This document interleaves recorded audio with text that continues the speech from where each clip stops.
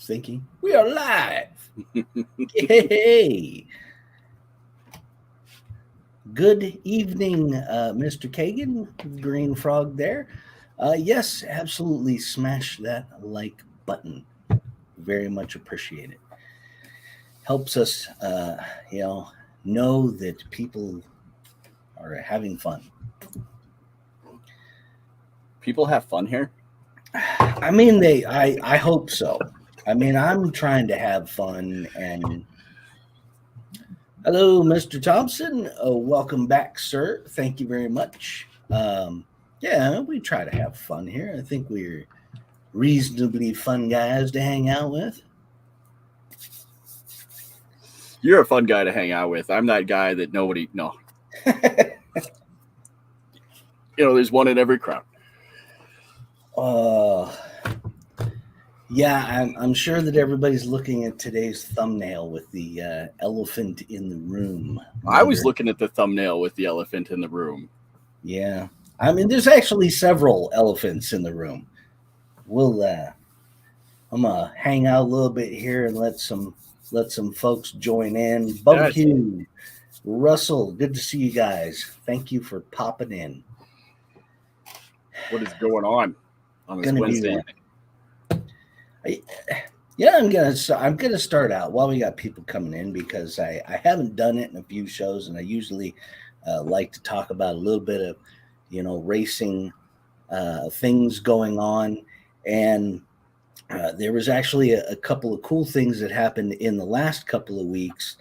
Rico Abreu won the Lincoln Speedway World of Outlaw race, which happened to be the very first World of Outlaw race that he had done this year.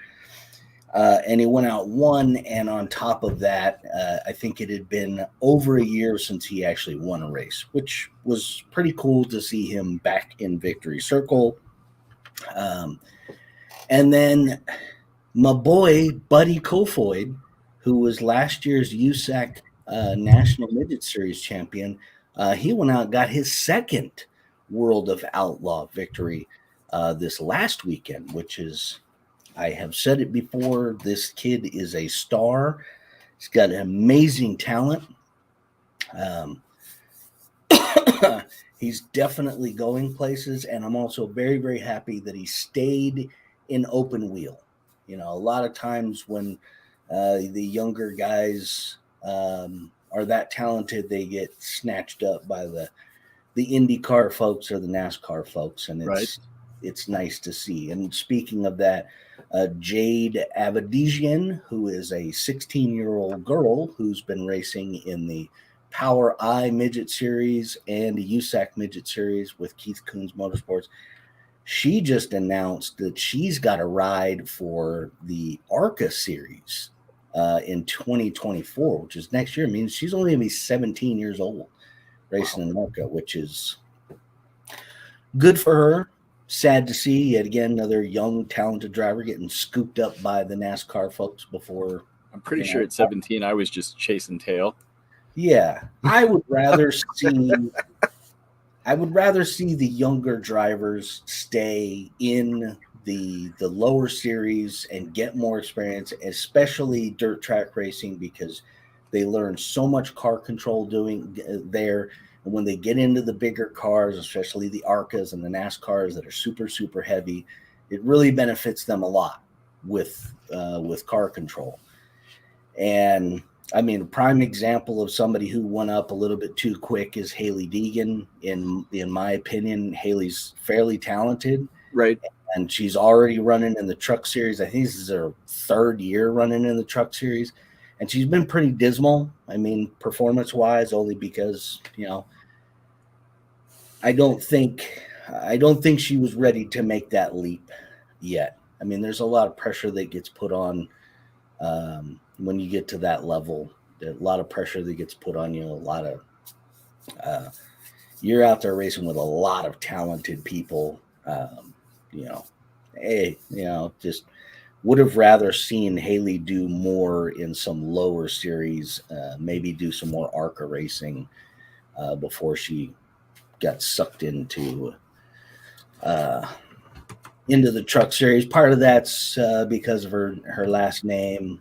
Anybody who knows freestyle motocross knows Brian Deegan is her father, and he is one of the, he was one of the founders along with Travis Pastrana and Casey Hart and Mike Metzger, all those guys that really started freestyle motocross and made it popular. Brian's gone on to become a pretty brilliant driver himself in his own right. And then his son is now racing Supercross in the 250 class. So anyhow, and then there's NASCAR road racing that happened at Circuit of the Americas on Sunday, which was pretty much an unmitigated disaster. And I think I heard a little bit about this. I was going to bring up the show's sponsor real quick, but we don't have one. We don't.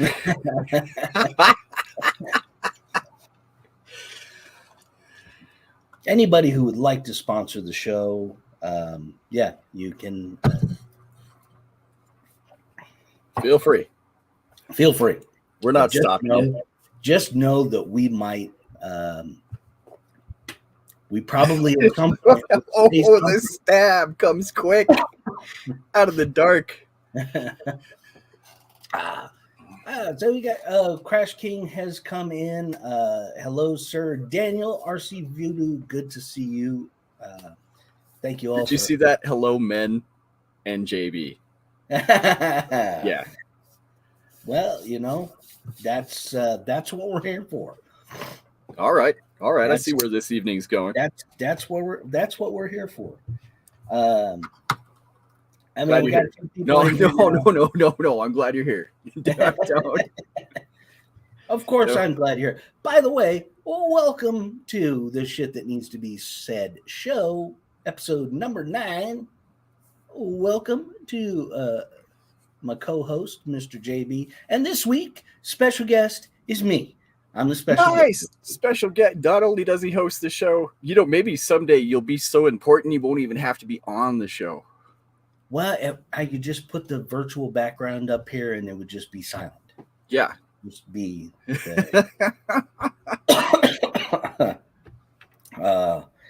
Yeah. So the first, I know the thumbnail this week, the elephant in the room. There's actually a bunch of elephants in the room. And the first one is not that bad. What are we going to talk? What are we going to hash out first? What do you got? So I'm here for the elephant. I mean, I got a couple here that are doozies.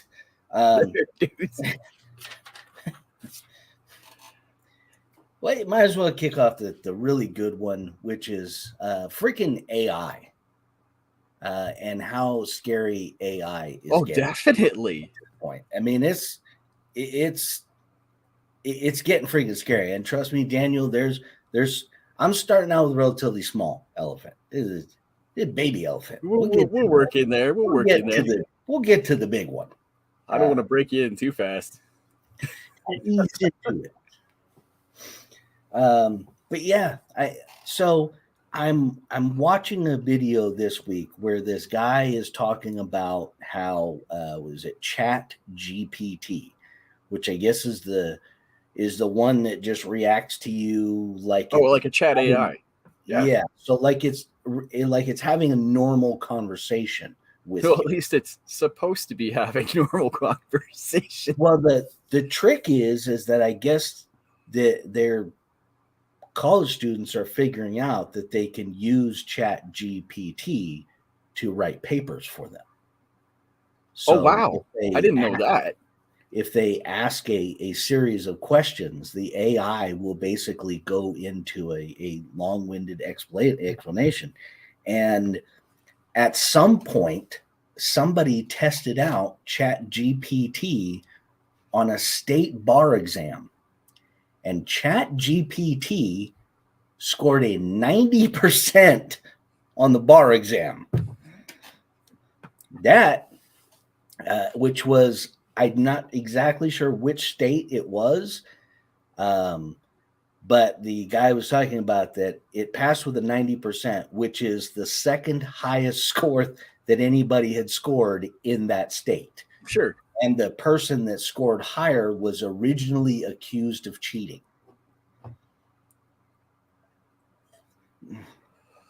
I also saw, and well, Elon Musk said, or well, was it, or was it Stephen Hawking? I think Stephen Hawking said AI will either be the best or the worst thing we ever do. And it's so this in the same video, this guy was talking about how AI has basically figured out they figured out how to use AI to mimic people's voices to the point where they can copy any musician in the world. Well, I mean, did anyone watch The Mandalorian? Right? I mean, we basically remade Luke Skywalker in that series. I mean, he looked. I mean, here you go, Luke Skywalker. Carrie Fisher was dead when they filmed the last few scenes for the Star Wars movie, and they literally just CG. We're just going to digitally recreate you. Yes, yeah. I like this AIPD. As an artificial intelligence police department. Could you imagine? What, I've been joking about it for years, and and I've, anytime people talked about like automated driving, AI, I've always said, like, have you bastards never watched freaking Terminator? You never seen Skynet and what happened? Skynet essentially figured out that human beings kind of suck, and they went to war with us. And how the hell are we supposed to stop machines that can shoot lasers and be melted down into nothing? And, come on. Chat GTP is cheat GTP. I mean, I never thought about it. I never thought about, but why not use AI to cheat? Yeah, why not? Brilliant. I could go get a doctorate degree. I'm too honest of a person. I'm too honest of a person, I guess, because I would have never put that together. Like, hey, I need to use art because I can't cheat on my own, I suppose. I don't know, man. Like, to me, I'm starting to think that AI probably is a bad thing to a certain at the. I'm not going to say that because there's computers listening to me. No, I'm just kidding. I'm all wonderful. I'm all for intelligence. Don't get me wrong. It's just that, like I said, it just depends on what that intelligence wants. Because that intelligence wants to step on us like ants because that's how it views us. Well, I mean, look at the Matrix. iRobot.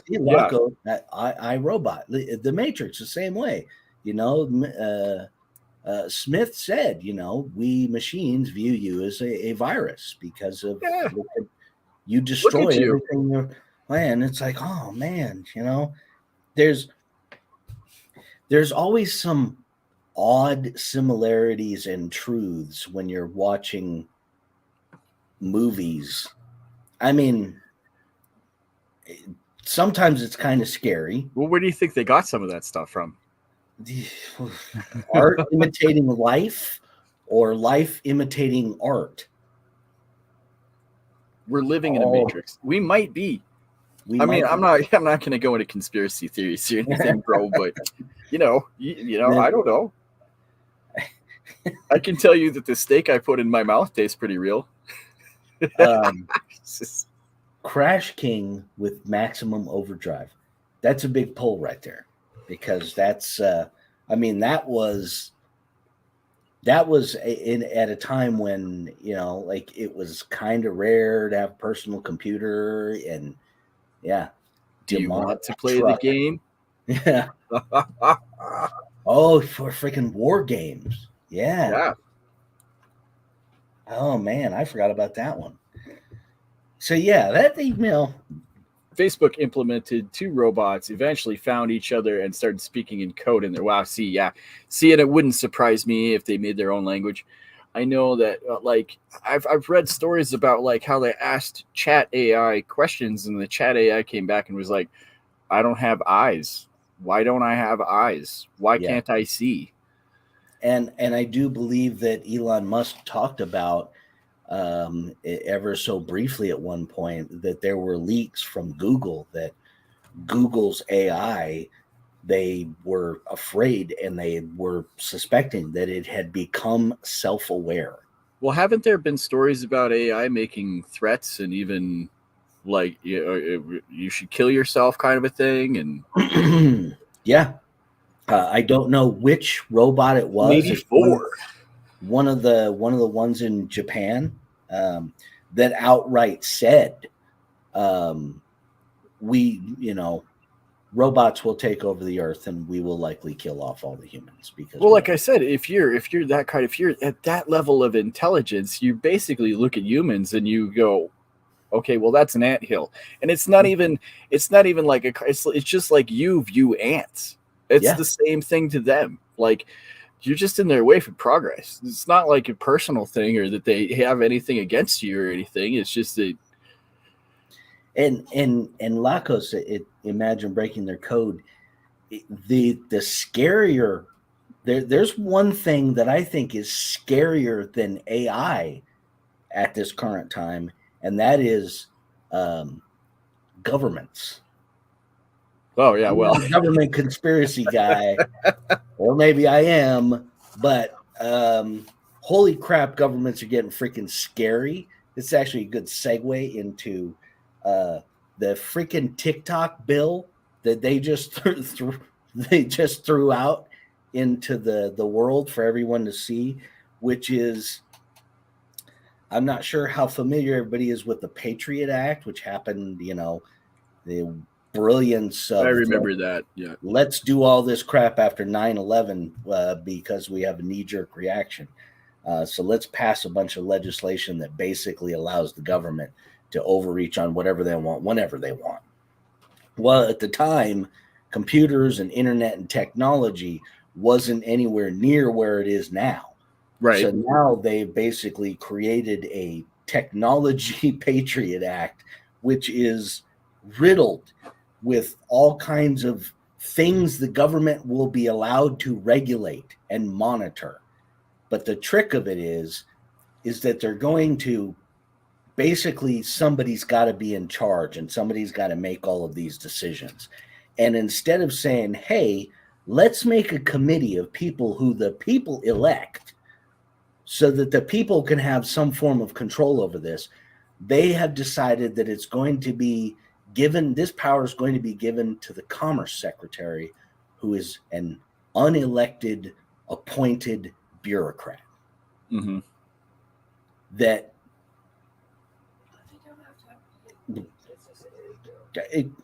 think about that for a second. The problems that we have most with our government now is because it is so full of unelected bureaucrats. Is that, I mean, their entire job, their entire livelihood is based on. There's a little voice in the background that says, that's a pretty scary bill. Mm-hmm. It's scarier the farther you read into it. And the scary part is they got both sides to basically agree to most of it. Far enough along that they got the freaking thing to pass. And like I said, scarier than AI is freaking governments. Because holy shnikes, there's 9 people listening to us right now, if you can believe it. And I just went on a full-blown freaking government conspiracy rant about the new TikTok bill. Oh, hey.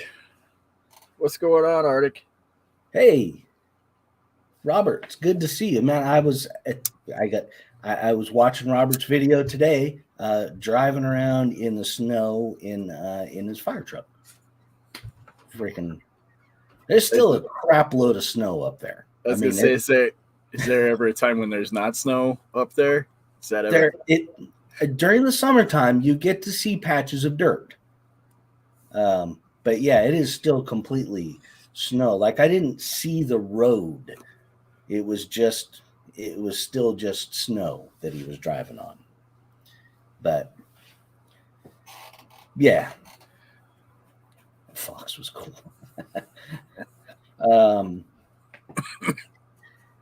Yeah, I don't. Yeah, I mean today's going to be full of elephants. I don't know. I figured today would be a hard day for me. We'll see, because I'm trying to keep my cool here. But we'll get there. Trust me, that's on the list. I just don't know. I don't know what's going to happen here today. Well, I mean, it is what it is. We are here to 3 months out of the year. I'm here to offend somebody, I'm sure, but I'm sure today somebody is going to be offended. Somebody's going to be upset. I know that for sure, because I will be saying some things that are definitely going to upset a very specific group of people. But before I get there, the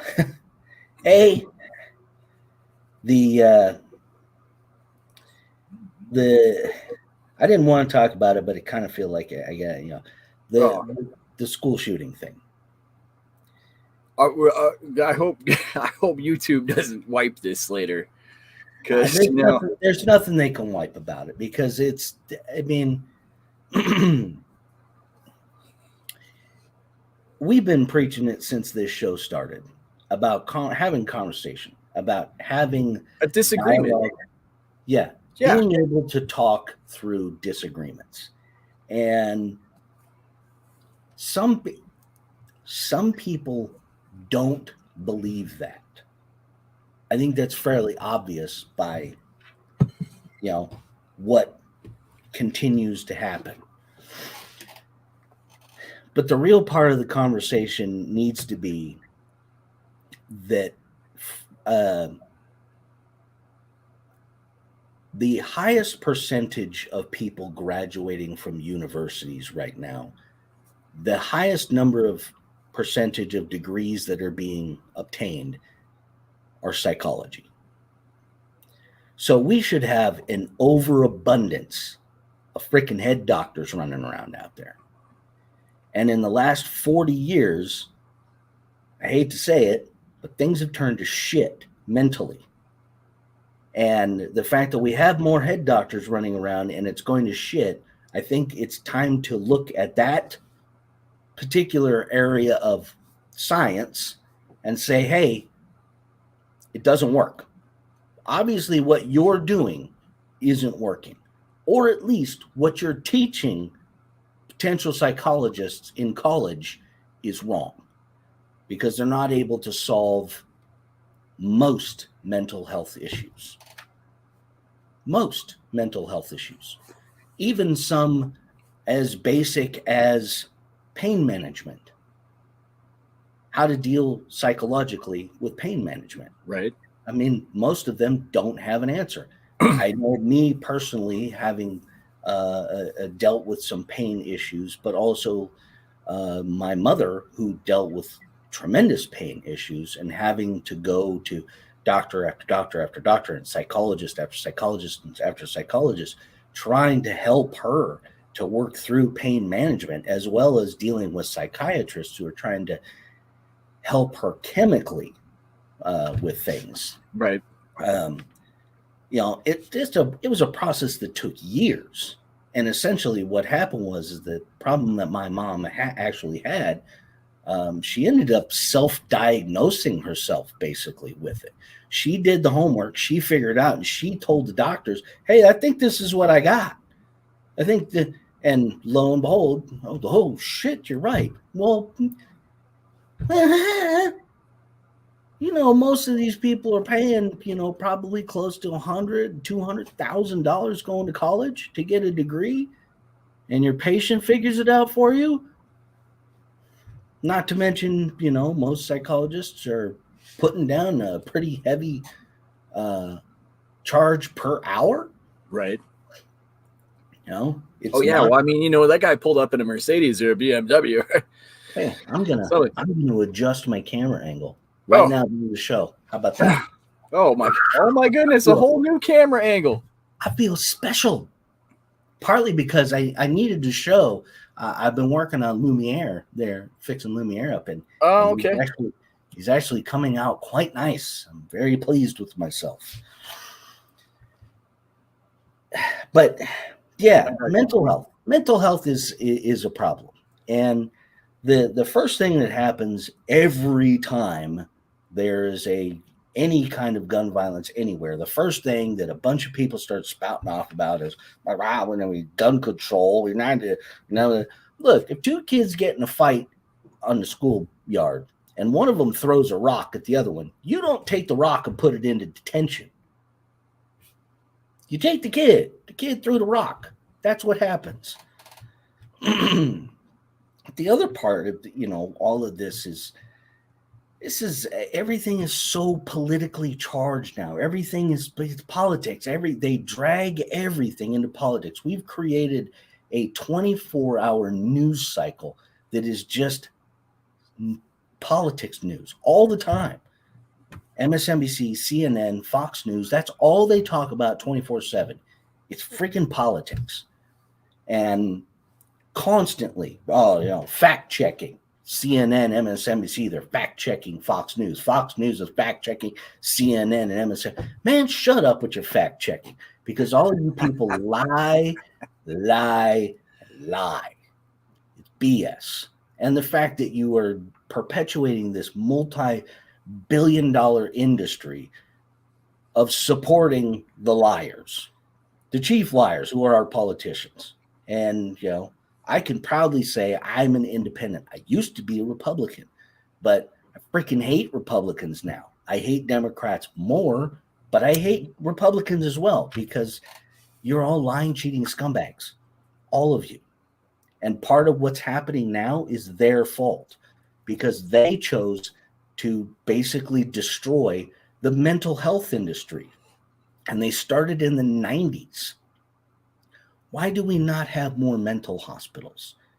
Why do we have fewer mental hospitals now than we did in the 70s and 80s, when we have far more mental health issues? In the 70s and 80s, there weren't no frickin' school shootings. That's because we use, electrotherapy on people who just sizzle your brain into a pancake. You couldn't go shoot anybody.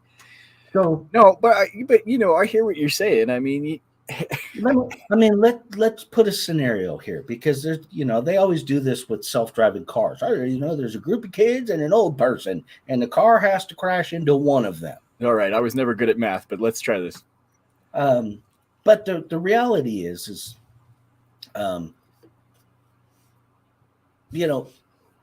crazy's crazy, and people have mental health issues. It takes a pretty serious mental health issue to go in and shoot up a school. Right. You're not a normal person. Now, if you are put into an institution because you've said crazy things or you've done crazy things at some point in your life, and it becomes clear that you are going to be a danger to yourself or a danger to others, if I got to freaking plug you into an electric socket to calm your ass down and tone down that crazy a little bit, that's just what has to happen. Because, I'm going to say, because it's for the greater good. And it is for the greater good.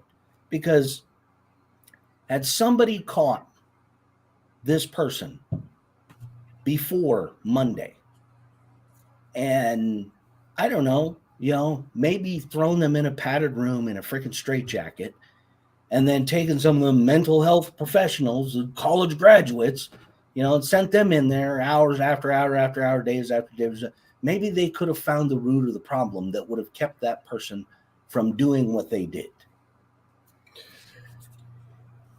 Straitjackets. I mean, it's a big maybe. It's a big maybe, but it's part of what needs. It's part of the conversation that needs to happen. We need to start talking this way. Crazy's crazy, and sometimes there are crazy people out there.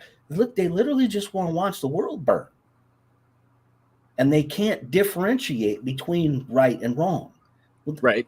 You can't just let those people be out wandering around in the world without trying to stop them from burning the world down.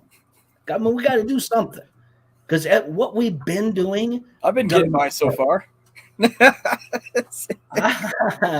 NorCal, good to see you, buddy.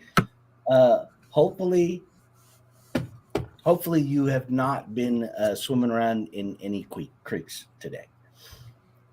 Catch you later, Crash King. Yep. Thank you, Crash. Have a good one. But yeah, I mean, obviously, and we've said it before, there's a lot of things that we've been doing that just aren't working. And it, how long do you beat that dead horse?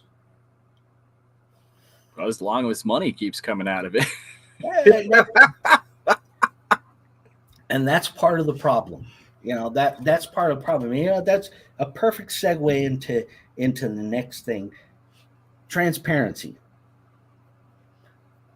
The more people talk about, we're completely transparent and our books are wide open, we're transparent, just ask me whatever you want and I'll tell you. Ask me whatever you want. Did you hear your own words right there? Ask me whatever you want and I'll tell you. So who's controlling the truth in that moment? Yep. And when I talk about transparency, I don't mean that I have to force you to be transparent. Because if I have to force somebody or a group of people or an organization or the government, if I have to force them to be transparent, that means that they don't really want to be transparent. They're just doing it because they're being forced to. And that leads me to, charitable nonprofit organizations. Oh, here we go. Like to talk about this, we do that. How about you do transparency? How about you actually show people what you do, not just talk about what you do? Because there's one particular organization that I look at social media and I sort of keep tabs on them. And they don't really show what they do. Oh my God, Voodoo, please. Transparent. Sorry. Oh, Jesus, man, put your pants back on. He's got his pants on. They're transparent.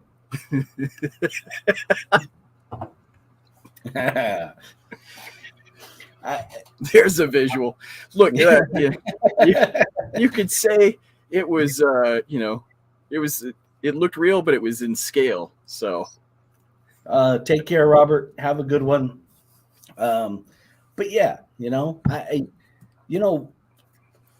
several years ago, there was a very large charitable organization that, through the Freedom of Information Act, a particular journalist got to see their publicly visible tax records. And the amount of money that they collected was staggering. Right. The more staggering part was the fact that, for a nonprofit organization, the people that were working for the nonprofit organization were profiting just fine, to the tune of being able to buy multi-million-dollar mansions fine. Now, so if you were like a smaller nonprofit, you probably afford a nice hobby pretty just fine, right? You probably could. And again, that's the call for transparency. If you want to say you do a thing, I can sit here and say I do all kinds of things. But if I'm not showing you that I'm actually doing it, I'm pretty much just full of shit is what I am. Well, I am full of shit. Hold on. I've walked on the moon 14 times. I've been there. Well, no, I don't have any pictures because NASA doesn't allow me to take my digital camera with me. Yeah, see, hey, Voodoo, freaking spot on right there. He recognized that. BLM, millions and millions. Yep, the Michael Brown, who was basically the reason why BLM got started. His father said several years later that he got a check from BLM for like $400. $400. Yeah. Like, wow. How much did you realize? We were supposed to come in and build communities. We were supposed to come in and build houses. We were supposed to rebuild community. And what did they? Here's a check for $400. I mean, $400. $400 basically barely covers the cost of the announcement that you would put in the newspaper. That your son I was able to go down to Walmart and put an Xbox on layaway. So yeah. Any repercussions for the act? And Juan Lacos, the thing is you don't hear about BLM anymore because they become persona non grata. The minute the story came out that their head person bought a $1.4 million mansion in Malibu, nobody wanted to touch him anymore. Now, do they still exist? Absolutely. That's right. They still go on today. Very, very quietly. The repercussions for their actions. I mean, those who were able to afford really awesome lawyers and everything. And in a mansion in Canada. Yeah. Just go somewhere you can't get extradited. Dude, it's all Bitcoin debacle. Well, I mean, yeah, that's a whole other bag of words. Elephant. Bitcoin. What a freaking crock. Now we're just going to fake money.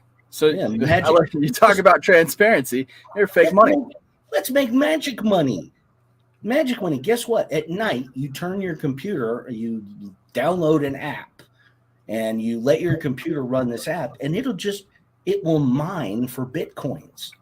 Out of thin air, it'll just electrical signals, and poof, you have, money. 0.0013 of 1 Bitcoin overnight. Woohoo! Oh, the best one, Lacos, is if you keep tabs and you start looking at what's been going on with Sam Bankman-Fried. FTX. Man, Voodoo's on fire tonight. He's like reading my mind.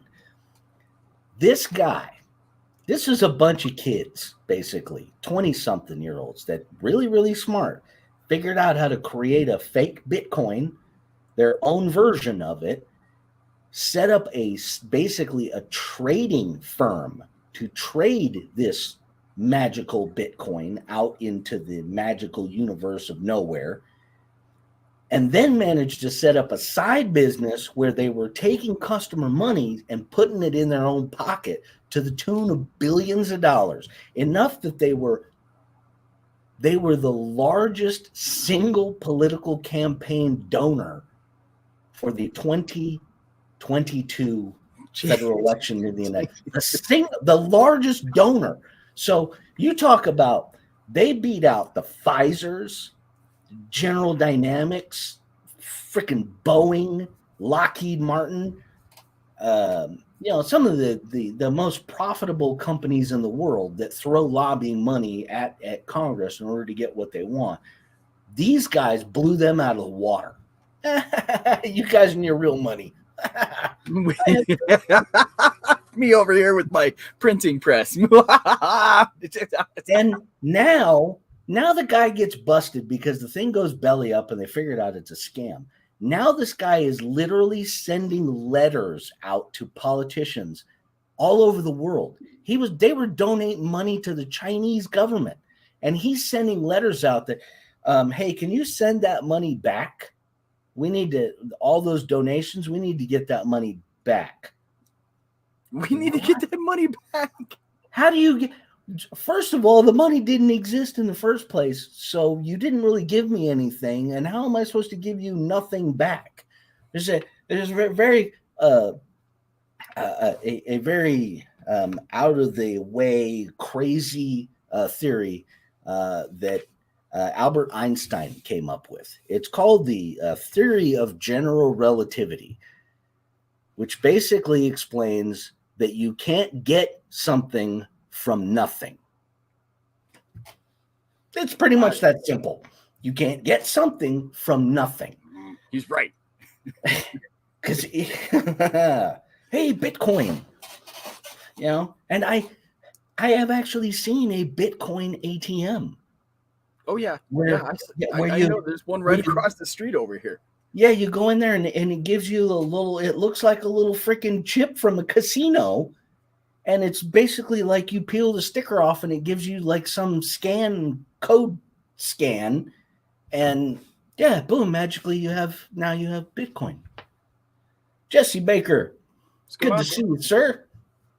Thank you for joining. We're up to 12 people.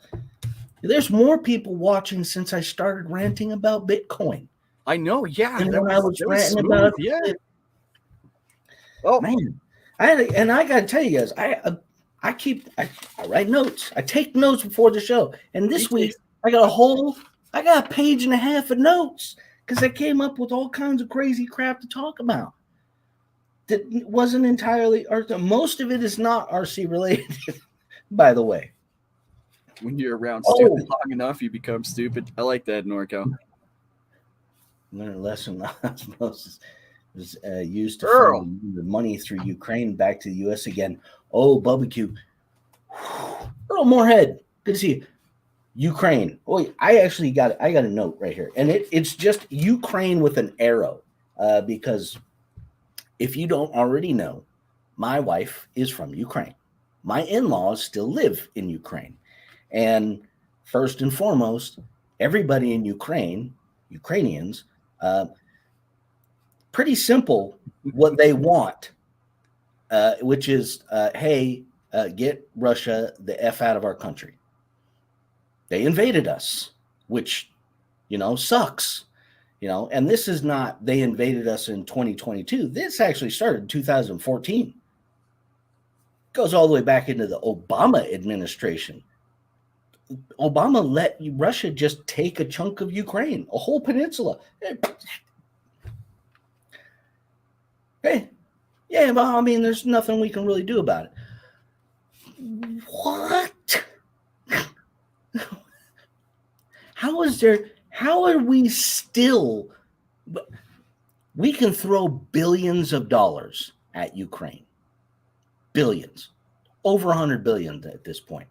In 2021, the United States State Department, they make a list every year of the most corrupt governments in the world. And in 2021, guess who was at the top of the list? The most corrupt government in the world was, in fact, the government of Ukraine. And in the last 13 months, 12 months, we have given them over $100 billion. Not in cash, per se. We have sent a lot of aid and whatnot, but we have sent cash, billions in cash.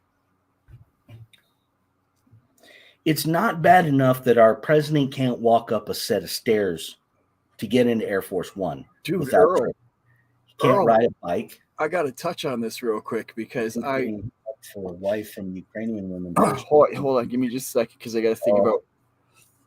So I was scrolling something the other day. I was scrolling Facebook or TikTok or some goddamn social media, for Christ's sake. And it actually came across that now men who try to chase women from different countries are stalkers and pedophiles now. This is getting to be a thing. Like it's getting to be like a, like you feel like you're getting solicited on your end, like you're just getting hit up, but they they're starting to look at it like you're being pervy. Well, now there is some truth to the Ukrainian woman thing. I have it on very good authority that an acquaintance of mine had gone to Ukraine to essentially meet a mail order bride. Got to Ukraine, met the mail order bride, beat the crap out of him, robbed him, took all of his money, and now he's stuck in Ukraine with no money. Luckily, he was able to get home. But thank goodness. It is a thing. I mean, good thing I didn't send a plane ticket. It's still it's still a thing in Ukraine because it used to be, basically Russia mail order brides, but Russia Well, I mean, is I've heard about this before. I've heard, yeah, and I didn't mean to segue into this, but no. It's been around for a this has while. been around. This isn't like a Russia just figured out much better ways of being criminals than just doing that. They just have. I mean, they invade entire countries without really getting in trouble at all. But yeah, I can stay. that is that whole thing in Ukraine is tragic. It's tragic because we're sending all of this money over there. We're sending all of this equipment over there, and anytime anybody says, "Hey, we might want to ask them what they're doing with all of this stuff. Maybe make sure that we're not sending over, $13 million M1 Abrams tanks, and they're not just turning around and selling them on the black market." we might, and people get all upset and you go freaking bananas.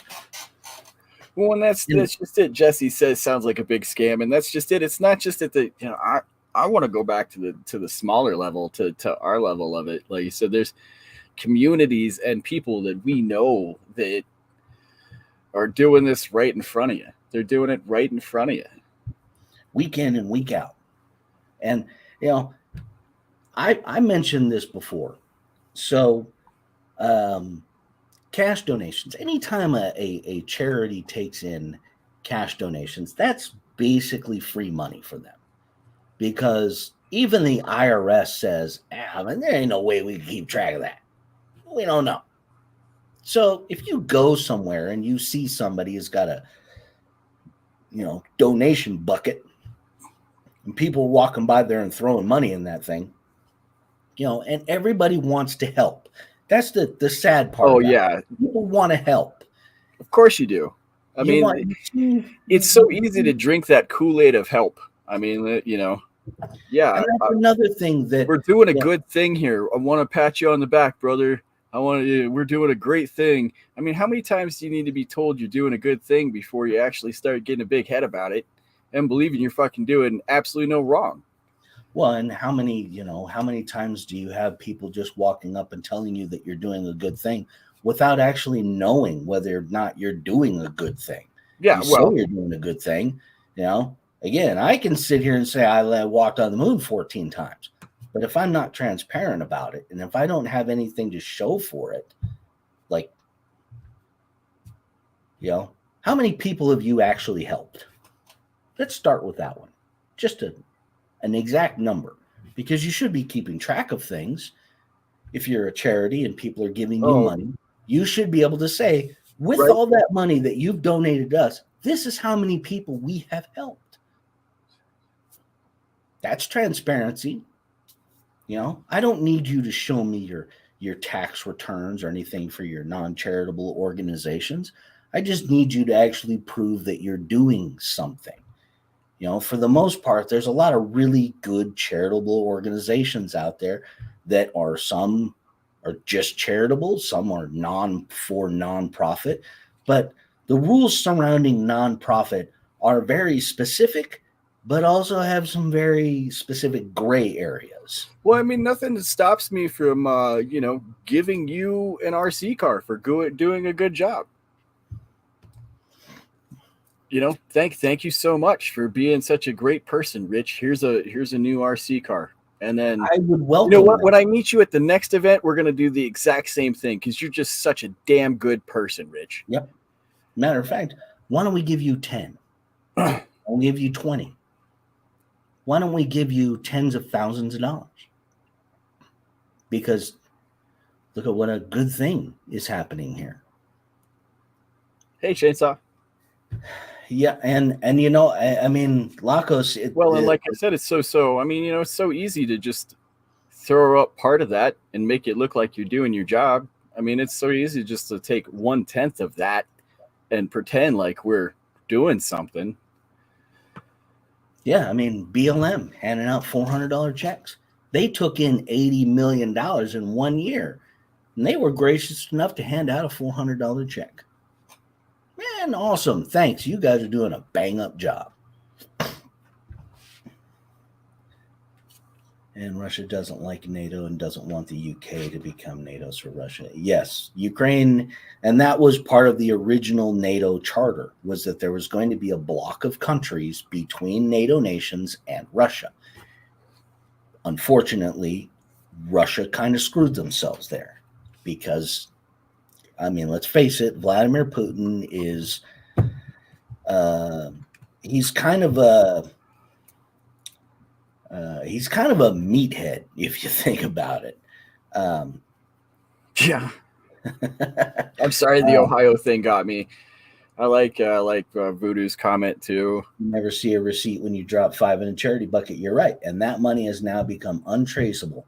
And yeah, I mean, if you go with your donation bucket to an event that has 1,000 people and 500 of those people drop $20 in that donation. Okay, I may have be able to do that in my head. I may have worked events that have been like that. I mean, I can't say for sure, but so 500 people drop $20. I should be able to. I know that I've looked in. That's $10,000. That's $10,000 in cash, untraceable, poof money. Imagine you do that 5 times a year, 10 times a year. That's smooth, Earl. Smooth. I stopped doing that. You know, that Earl's comment right there, that I just happened to see an interview with a former drug mule. And this guy was evidently very, very good because he just like put drugs in his car and drove them. What's up, Tank? And hey, Tank, how you doing today? And he actually talked about how the easiest way that it was for them to get away with things was they put a U.S. Marine sticker on the window of the car. And he said because, a lot of police officers are former military. You're talking about stolen valor, man. That is not something you want to do. It's not even stolen valor. This is the brilliant part. The cop comes up, basically sees the sticker, already comes up with a positive image of this guy and says, hey, man, where'd you serve? And he says, oh, I haven't served yet. I'm actually on my way to sign up. And the cop says, well, try to take it easy and slow down, and hands him back to. And he said this happened hundreds, if not thousands of times when he had literally 30 or 40 pounds of drugs in his car every single time. Wow. And it's like, oh, we wonder why we have a fentanyl problem. Fentanyl fair. Drug smuggling bastards. But yeah, I mean, guy, it's freaking smart. It's a brilliant tactic.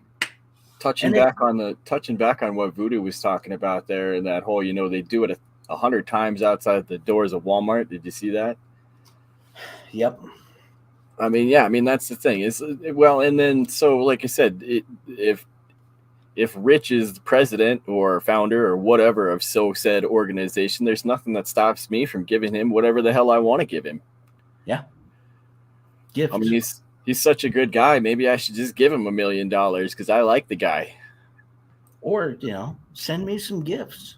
Send me gifts. I'll accept gifts because it's kind of like anything off a reward for me doing a good job.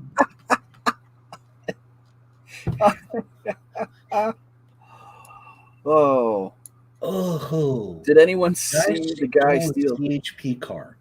The cop Don't car. out of it doing 60 miles an hour.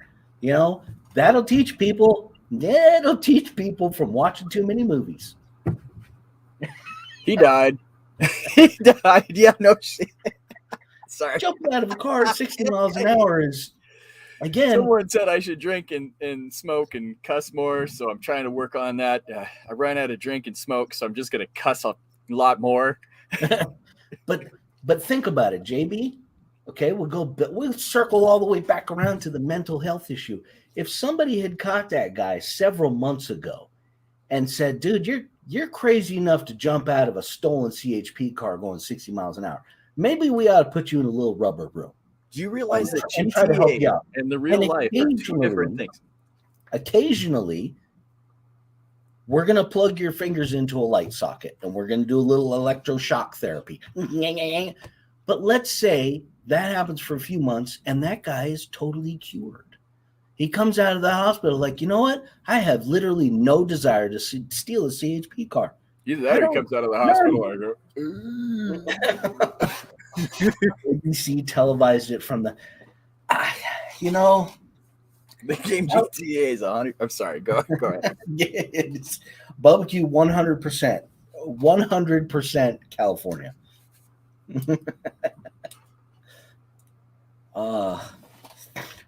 Lacos, I guarantee you that you will be able to watch that on YouTube within the next day or two.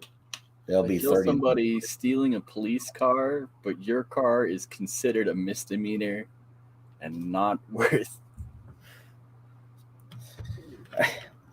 I don't know. I watched a video the other day where this guy basically teased a police. He trolled a police cruiser. He's out there on the highway in his Camaro, and he trolled this guy forever and ever and ever. And they finally took off together. And the cop car shows the in cam. He's doing like 126. And a lot of people are just totally pissed off at this point. They're like, there's absolutely no reason you need to chase that guy that fast. You have a radio in your car, for Christ's sake. Call ahead and tell them they're coming down the road. Fast and Furious Tokyo Drift.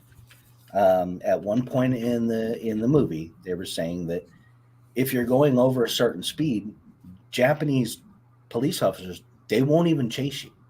They just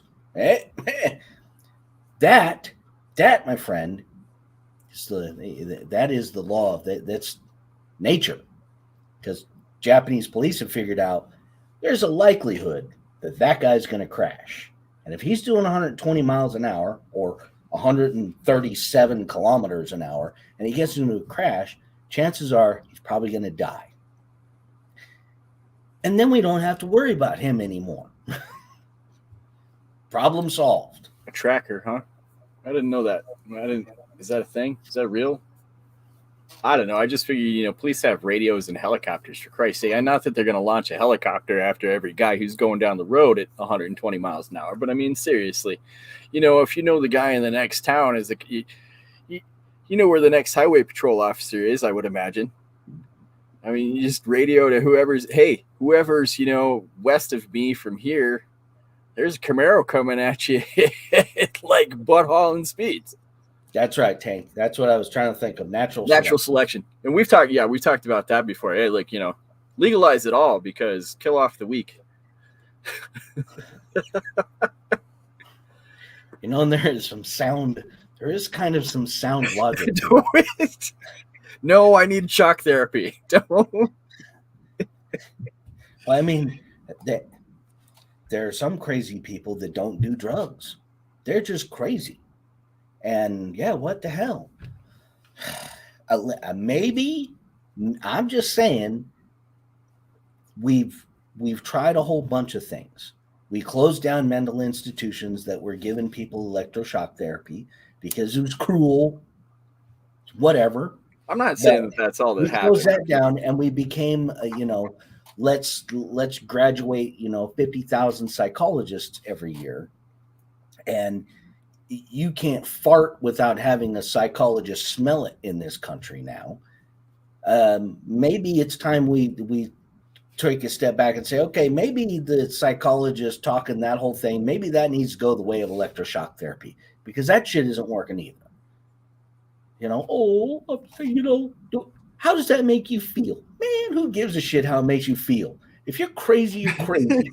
I'm going to plug your ass into an electric shock machine and shock the crap out of you until you ain't crazy no more. Because I would rather do that than to allow crazy people to continue doing crazy shit. I basically grew up with a drill sergeant that sounded the exact same way too. How does that make you feel? Well, nobody gives a shit how you feel. You think the cows care how you feel today? I can't believe that California literally has to put tracking devices on their police cars because they lose them. I am so happy that I moved out of California. Is that what that comment was about the tracking device? That's what Earl just posted. California police cars get forgotten about, so they added tracking devices to keep them from getting lost. That's my taxpayer money, man. That's my money. You're losing. Come on. Maybe Don't we try need to to fix some police officers to get some electroshock therapy. The lobotomy was the craziest day. Oh, barbecue, was it crazy or was it brilliant? I mean, think about. Yeah, but this goes back to like, this can go back to who's controlling the lobotomy here. Yeah, that is because I feel like shot for 6 months. Oh my God! They forgot about it. They forgot about it. Oh no! Somebody came to pick it up, and then I would be out there in the back whipping shitties in the damn thing. Like they forgot about it. It's the percentage of mass shooters that were on mood elevators. It's in NorCal. There are, yeah, it's. What are you trying to say right now? No, just they obviously when a mass shooter is killed, they do an autopsy. They test for all sorts of things, and I think you got to be jacked up to a certain point. I mean, unless you're just a trained professional killer, for that matter. Which, yeah, I mean, crazy's crazy, and I.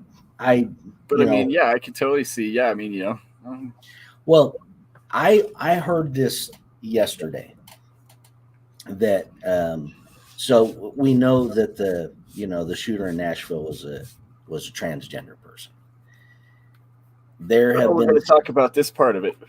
There have been studies done, actual studies by universities and doctors and people who know things, and interviewed a whole bunch of transgender people. And at this point, it is estimated within a certain percentage that roughly 42% of all transgender people have attempted to commit suicide. That is a mental health issue. That is a mental health issue that stems from another mental health issue. That is a cascading mental health problem. When you attempt to commit suicide, it takes a certain part of your brain shutting down that would allow you to even consider doing that to yourself. I mean, it's a medical study that's been done with people who've attempted to commit suicide. Mental health is far more important than people are talking about now, especially when it comes to, the multitude of times that schools have been shot up. Right. We're not talking about isolated incidents anymore. We're talking about, I think we have achieved the level of a shit ton. We've had a shit ton of school shootings. And I mean, this is what we do now. We get angry and we go into the school and we shoot up our friends, but like, and that suicide, how hard is it really? Well, and then so is it, death by cop? Because we've talked, I mean, that's, you don't want to. That's a very real thing that is happening. You can't do it to yourself, so you're gonna make them do it to you. You're gonna shoot up your friends. You shoot up people, so you don't have to shoot yourself. I mean, I don't know what to say. It's one of those things. I don't know what drives a person to the point where they feel like they've got to go and harm other people just to prove a point or get to that point. I mean, I've been at the lowest point in my life and I've come back from that before. I've been there before. So it's not like, but I've never felt like I wanted to hurt other people in that process. That was a me thing. So, but now, like social media and everything, there's nothing personal anymore. Everybody knows everything. If you go to school, how is it that these kids don't know that this kid is having problems And that begs I think I spoke about it maybe on last week's show, which is, why are kids in Facebook groups? Oh yeah. Why is it that there are, there's something seriously wrong here if we have to have a conversation. Facebook should be for adults. If you have, young kids, even high school kids are brutal. Everybody knows that because we were all kids and we all went through our own brutality going through school. That's, school is not just about math and history and social studies. It's about social interaction. It's about, schoolyard rules. It's about things like that. That some of that, they don't allow it to happen anymore. Yet they'll allow, even elementary school kids to have a Facebook account. And, it time and time again, you got teenage boys and girls that are committing suicide because they're bullied so bad on social media. Man, why the hell are you letting them on there to begin with? Come on. That's, I've been missing. Yeah, barbecue. I did see over 30 plus fake calls to schools today, swatting, and the swatting thing pisses me off because I've seen. I know it happened to Tim Pool twice while he was doing a live show, where somebody literally called the police department and said that he was in his studio murdering his people in his studio and his family.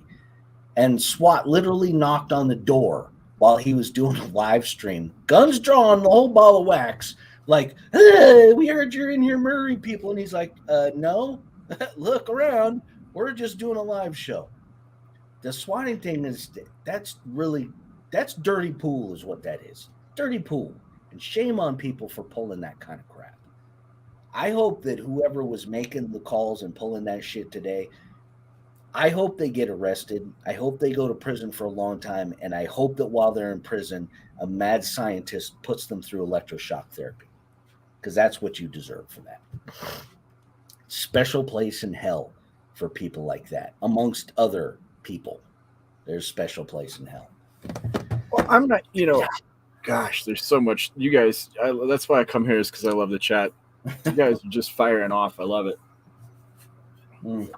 Attempted suicide. How hard is it really? I've never tried.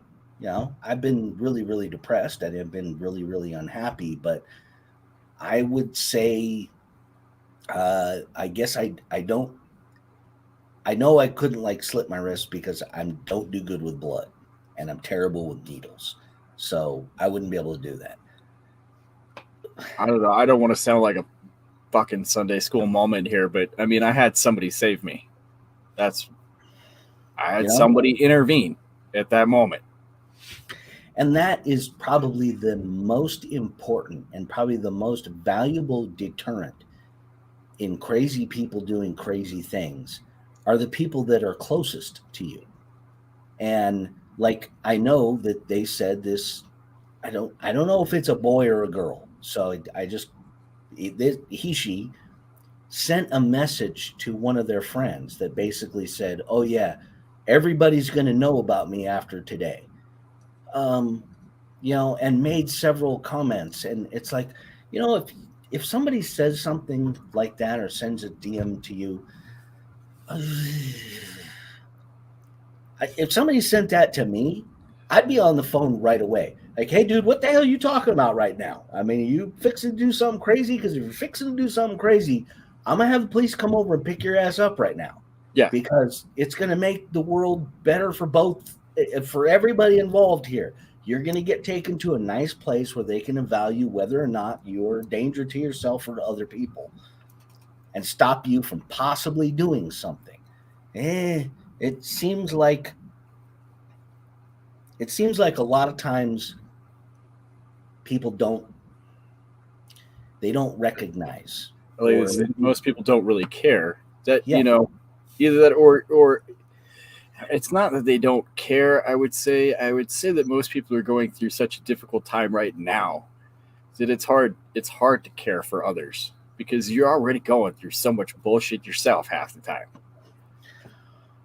Well, and I mean, it is part of the part of the thing that I got so disenfranchised with California was people in California are nice, but they're not kind.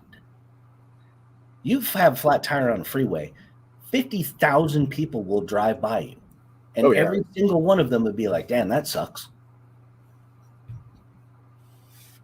In other places, I'll say the free state of Tennessee here, it's different. People are kind, but they're not nice. So you may have a flat tire, but 5 people will pull over to help you change that tire or change it for you while cursing you out while they're doing it. Oh, yeah. Make you feel like a jackass, but they're not going to leave you stranded on the side of the road. And it's kind of a microcosm of society right now that, too many people drive by and watch and say, "Man, that sucks." Well, that's because too many people are setting up a trap along the side of the road with not real flat tires, and now you come over here and I'll chloroform you and human traffic you. Yeah, and then there's that. Yeah, I mean, I don't know what to tell you, man. It's like you said, the world is tough. The world is a tough place to begin with. You got to keep your eyes open. You got to be paying attention. So, RC propaganda. So, and there's another elephant right there. I'm going to drop some fact right now. Oh, right now on the planet Earth, there are more people in slavery than there ever have been in the history of the world. More people now that are in slavery. There are roughly 15,000 people per cobalt mine in the Congo that are enslaved, digging up cobalt and lithium and things to make our wonderful electronic devices. Not getting paid. They and not getting paid. No, we're just doing a good thing. And plausible deniability, all of this crap that we've gotten so comfortable with. Well, out of sight, out of mind, right? I mean, this is a personal thing too. Out of sight, out of mind. I don't see you. I don't hear you. You don't exist. Yeah, but zero emission vehicles, bro. Exactly. You can be on fire in California, but no one will help you. But they will video you and post it. And they might even light their joint off of your burning carcass. Hey, bro. I might. Y'all up to 14 viewers. Actually, that's only 13 because I'm watching the show myself. I gotta say, everybody, thank you so much. I thoroughly enjoy hanging out with everybody. I can't believe you put up with us, to be quite honest. Thank you, JB, for agreeing to come on and co-host the show. Thank you to everybody in the chat. I mean, the chat is always very lively here. Now, I watch other live shows. Most of the time, it's while I'm doing something else.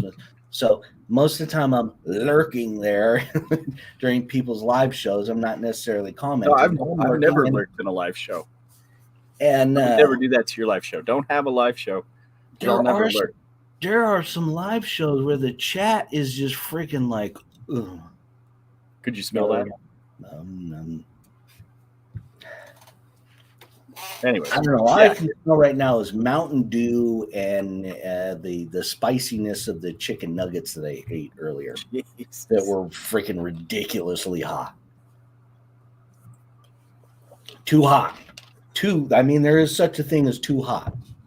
And it wasn't like, these taste good and whoo, damn, they're spicy. It was just, this tastes like eating like really spicy cardboard. Awesome. Spicy. So unfortunate. Because thank you, JB, for the cloud. Yeah, I wasn't. At propaganda, we are glad that you made it too, and it is it's good to hear that you're working like a mofo, because that means you're keeping busy, and uh, working is good. And I know that propaganda is probably helping. California's kind of a mess right now. I heard not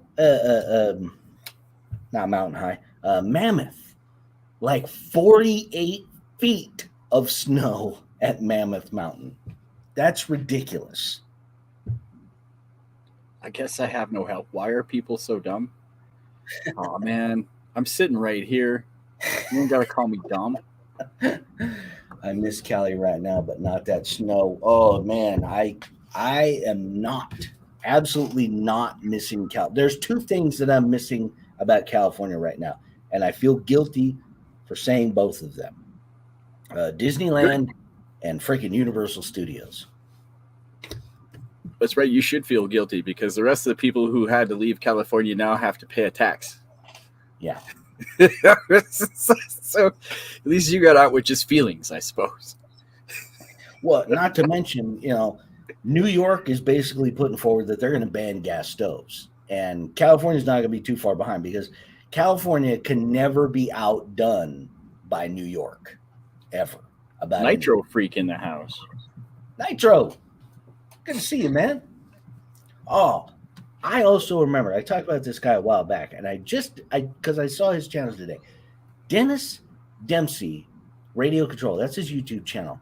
This guy is building those Tovan scale V8 engines. Okay. Like Matt. He's got like several of them. And he's putting a Camaro, an LS1 Camaro together, basically using one of those motors, and like a bit scale. And I don't know if you've looked at those things. They're freaking cool as hell, because they just come in a box of parts, and you essentially have to assemble this, quarter scale V8 engine, which is pretty freaking cool. But also, they sound awesome when they're running. Maybe I'll just gift you one because you're such a great guy. Well, that is the drawback to those things, is they're like freaking $8. That would be a very nice gift, because they're like $8,000 a piece. Wow. Now, the reason why I caught it today was because now they've made a scale supercharger to put on it. Nice. He built one with a supercharger, and it's retarded how awesome it is. Like, man, if I had that kind of money laying around, I would buy one of those things just so I could set it up on the table. You realize that you could have a Camaro in your garage. Instead, you got this. I could have a real car right now, but instead I have this 1/5 scale engine with a supercharger. Would that gift be a tax write-off? I don't know. It depends on what kind of tax bullshit you thought you could pull. I'm sure if you had a 501c3 nonprofit organization, you probably could. Did I say that out loud? I think I did. Oh, or even better, if you had a 501c3 nonprofit organization, somebody would just give one to you, because that's what I'm saying. Yeah, I could just gift it to him. You got a tax write-off for. Hey, man, Rich is just a good guy. He's doing good things. Yeah, Nitro Freak 5th scale. I saw at the racetrack in Camarillo, one of the fellow racers out there had the Losi, I think it's the Losi 1.5. It's their 5th scale gas dune blade. The thing is just massive.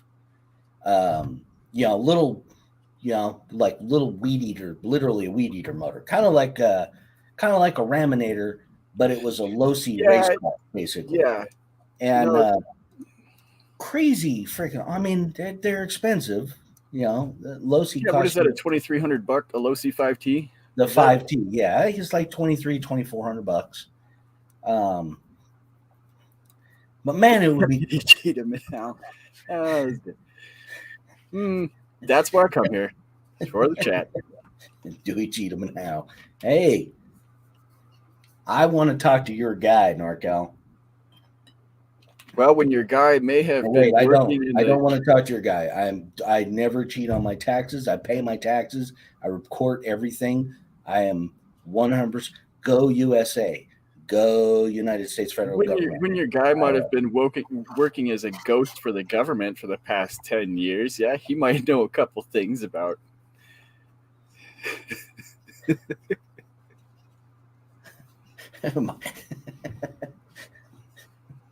Nothing like a good tax. 1,600 stock out of the box, huh? Yeah, that's actually not terrible. I mean, and the Raminator is like freaking $3,500, which is, I always thought that was. I mean, it's cool. I thought it was 32. I thought it was 32. All right, 3,200. It's cool, but $3,200 cool. You start getting around $3,000, and I've said it before. I'll just make myself a real RC car. At this point, I'm just going to take a real car and put RC electronics in it and go race it somewhere where I don't have to be in it. Yeah. I mean, you could beat the out of a Corvette pretty good if you're not inside of it. My cat's now a child. Hey, that's that's not a bad idea, Earl. I have a couple small furry children here. Oh no. But the stigma is still out there. I put a lot of blame on poor parenting. Signs of problems are overlooked, ignored because of the stigma. Then we have this, wise words from mom. Yeah. Improvement in society's attitude towards mental health, but the stigma is still out there. Put a lot of blame on poor parenting. And that. Would I like to blame my dad? Yeah, sure. I'd love to blame my dad, but I think my dad was kind of a small part of it. Well, and if you have a parent that was relatively harsh on you, and a drill sergeant, I can imagine having a drill sergeant for a dad would be trouble. Careful, he might be listening. I don't want to get my ass chewed later either. But it also is, to a certain degree. I mean, there's a reason why the military has drill sergeants, and why. Yeah, it's to save your life. It's not like it teaches you so many things. There's discipline, there's respect for authority, and there's no better way than to teach somebody respect for authority than being this far away from them, screaming at the top of your lung after you've chewed on an onion for 10 minutes. Oh, yeah. Because I did hear a story about a drill sergeant that said the first day of basic, that was he would literally bite into an onion and then go person to person right in their face, yelling at them as loud as he could.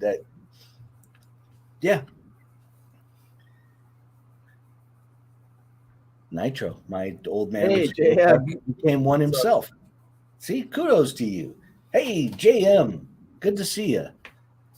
What was I was thanking everybody, and I was talking about how great our chat was. No, you don't have to pat me on the back for being here. Yeah, I appreciate, and I want to make sure that as more people come in, they understand how much that I appreciate them coming in and hanging out and making the chat fun. Did we forget to be totally lame, but it's not. Did we forget to mention that you're the special guest today? I am today's special guest. Not only does he host the show, but he said, I hope maybe that you get so important you don't have to be here, and I can just talk to a screen. I will just put up the virtual background, and you know what I'll do is I'll put up a virtual background of like a library of books, so that everybody will be like, damn, look at that guy, must be smart. He's got a lot of books. Because people who have a lot of books, most of the time they're really smart. And people that read, they're smart. And I would have to do the virtual background because I don't have very many books. I can't take it anymore. Oh my God. That's too much. You are 100% right, propaganda. I blame the parents. I died. Parents nowadays are severely lacking in the ability to just make their kids understand that there's a difference between fiction and reality. In real life, your feelings don't matter. They don't. Nobody cares how I feel. Nobody cares that. Hey, I'm not going to go into that. Nobody cares how I feel. Nobody cares about how anybody feels. Because it doesn't freaking matter. You know, right? If you want to run around and do something that makes you feel good, great. Run around and do something that makes you feel good, as long as you're not interfering with everybody else's life. Now, I would say if it makes you feel good to cover yourself in peanut butter and run around naked in the middle of New York City, you're probably going to get arrested because that's right. That's wrong. But if you want to, go home after a difficult day of work and, get out your SIG 9mm, go out in your backyard and pump off a few rounds into some freaking targets, freaking knock yourself out. If you want to go home and sit on the couch and watch TV until you fall asleep, freaking knock yourself out. Great. There's, pretty much everything is acceptable as long as you're not hurting people. And as long as you're not affecting other people's abilities to go about doing what makes them feel good. But the minute that you start saying, this makes me feel good, so you have to accept that. You have to acknowledge it. It makes me feel good that you call me the Supreme RC Master, because that's my new pronoun. Whoa. Sticky's RC Rich, the Supreme Master. Now, everybody's got to call me that. Regardless of whether I'm in your presence or not, you still have to call me that. You are a guest on the show, so. And see, at Supreme that point, RC Master. Sorry. At that point, I'm pushing my feelings and my beliefs on everybody else, and I'm the jackass. We can be perfectly honest about that. I'm being the jackass here. If I tell you that this is how you're going to address me and you have to talk to me this way, no matter how ludicrous it is. Now, how ludicrous. I identify as a wolf person. You have to address me as a wolf person. Man, F you jackhole. Go get some electroshock therapy, you freaking nut job, or just go home and shut your pie hole. RCK Make your family call you wolf person. Make your friends. They'll be happy to oblige you in that. But don't go out into public and walk around with a sign and say, you all have to call me a wolf person because that's what I identify as. No, I identify you as a jackass. Jackass. Negative. I am a meat popsicle. Oh, man. See, that's the kind of humor that we bring to this show. When you can come up with an obscure Fifth Element reference like that, bingo. I mean, we're talking, that is YouTube gold. Because if there's anybody in here that didn't recognize that was a Fifth Element reference, you need to go back and watch Fifth Element, because I just dropped it hard. That shit is awesome, and there are brilliant lines in that movie. Where did he learn how to negotiate like that? Chris Tucker.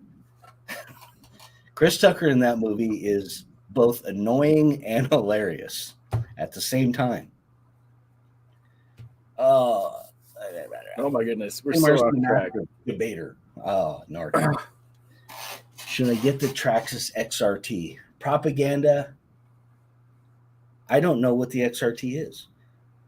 Oh yeah, I've seen it's like a big version. It looks like another X-Max to me. I don't know. Explain it, because maybe someone could explain it to me, because I looked at this thing and I'm like, oh, okay, well, it's just another X-Max, really. What is the difference? How can Traxxas make another X-Max? Well, I got the Sledge and they got the XRT. They're trying to compete with Arma. It's an 8S truggy. That's what propaganda says so far. 8 is You true. guys have to tell me because I refuse to be in the RC world. I'm so angry.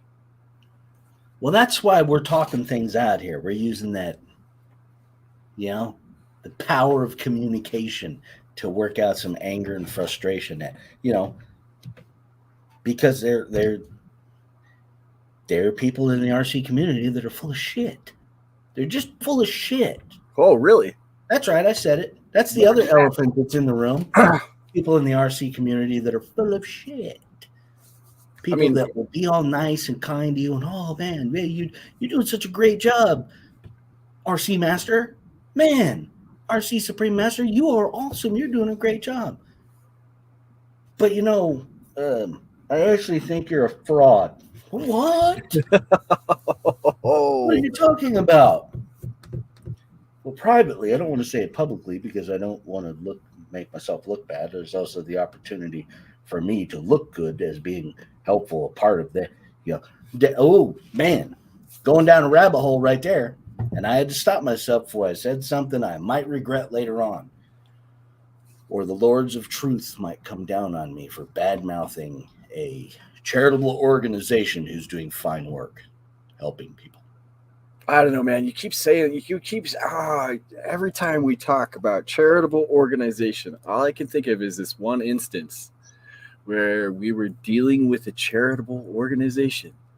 And the question was asked is, well, how many RC cars do you have? And the answer was, well, 1,400 right now. Only 1,400. And my thought was, how is that helping anyone? How is it? Wait a minute. I'm so confused. And that's why I'm here on the show talking to you people. Yes, I'm serious. Yes, I am serious. I can't say names and play, obviously, but yes, it's helping their collection. Yeah. And that's the thing. It's like I said, how much Kool-Aid are you drinking? Are you paying attention to what's going on? Because I'm telling you, some people are just here to build their collection. And believe me when I say that, yeah. Nitro Freak, it's helping their collection. See, It's helping. Yeah. Well, like I said, if you run around saying that you're helping people, okay, be 100% transparent about it. 100%. And yeah, I want to see everything from every single nonprofit charitable organization that exists on the planet. Not because I force you to be transparent. I want you to willingly open up and say, you know what? Last year, this is how much money people gave us. Hell, that information was just given to me. I mean, just a question that was asked, for Christ's sake, and the answer was ridiculous. So if people wanted to hide things, imagine what those answers might be, for Christ's sake. Imagine if you ask somebody to be transparent and they say, you know what? Send me an email and I'll answer any question you have. Whoa. Supreme RC Master. Yeah, send me an email. Stickies RC Supreme RC Master @gmail.com. Don't send an email to that because it's not real. This is not real. Even if you did send it, I would probably ignore it because that's how charitable organizations work. I'll put you on a list, a waiting list. And didn't recognize anyone now. Yeah, that's funny. That's funny, huh? Wait. What did I miss? I missed something. Barbecue's comment. I glanced at the chair of the panel last night. I didn't recognize anyone. That's funny. Wonder how that happened, or why that happened. Well, let's say that you wanted to become involved. Let's see, hypothetically. Now, hypothetically, I'm going to jump off topic right now because I did pull up the Traxxas page and I am looking at the XRT.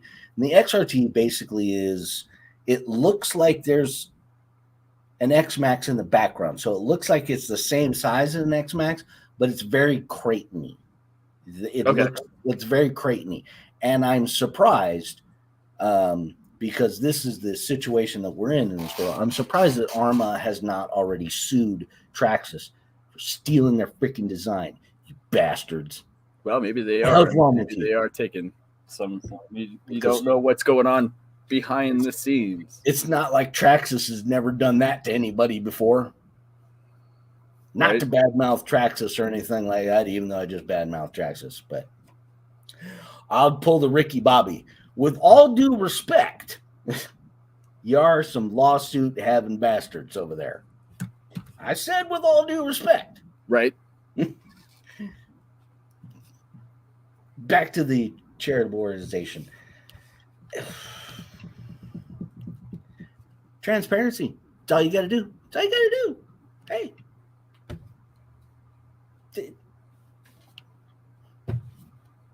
All you got to do. It's really, really simple. And it's not because I'm sitting here saying, hey, you should be more transparent. You ought to be more transparent because it's the right thing to do. And because everybody praises you so much about doing the right thing, you should be very comfortable doing the right thing. I mean, seems pretty bad. Color me nutty. I'm not, Well, I mean, doing the right thing, Rich, though, that'd mean that you'd have to tell about all the gifts I've given you just for letting me be on the show, bro. Yeah. Which is absolute dick because I wouldn't give Rich two shits. You know what? I would accept one shit. It doesn't have to be two. You can just be one. You can put it in a nice box, maybe put a bow on it. I missed a lot that one day you were just gone. Ooh, Cape Cod. It was. I like to say that I performed a David Copperfield on that one. Same with JB. Basically, it was. You ever seen Bewitched? Gotta go. Sorry, folks. Gotta go. Feeling there was a certain point, and JB and I talked about this on a show before. There was a certain point that JB and I felt guilty about some of the things that had transpired while we were at Operation 11 Charlie. And it was basically, we were supposed to be a family. We were supposed to be treating people like family. We were supposed to be treating people like brothers. Right. And there were times when we should have helped people that we didn't. We basically cast people aside because helping them might have come back negatively on Operation 11 Charlie. And so it was easier for us to take the safe road of saying, well, we have to distance ourselves from you because you did something that might reflect badly on us. Where we should have been like, how can we help you? You're a part of the family here. How can we do to help you? And you're gonna get me all worked up. You're gonna get me all fired up. So Cape Cod, essentially, it wasn't a snap decision. There were other things that were going on, and there were other questions that we had about behind the scenes. And it got to a point where I myself didn't feel comfortable being a part of the organization anymore. And it was time for me to leave, so that I could go deal with some of my own personal stuff, but also because I needed to separate myself from that. Right. And you know what, Cape Cod, I'm glad you found this channel too. Well, and for me, I know it was a bit different for Rich, but I mean, for me, the whole feeling of everything, I guess you could say, I felt like at a certain point I got cut out. I wasn't. I don't know how to put it to you guys. It wasn't, and that wasn't one of those fiction versus reality thing. That was actually a reality. It wasn't that Justin just felt like he was getting cut out. He kind of got cut out. He didn't kind of get cut out. He got cut out. And again, one of our brothers, one of our family members, we should have taken care of, but instead, we dropped the hammer. Persona non grata. Well, I mean, like I said, it's so easy. It's so easy for that to happen too. I mean, that's the other part to it, especially. Anyway, oh my gosh, you guys. Nitro Freak, yes.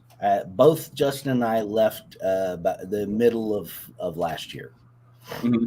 And we did it rather abruptly. I would say JB did it more abruptly than I did.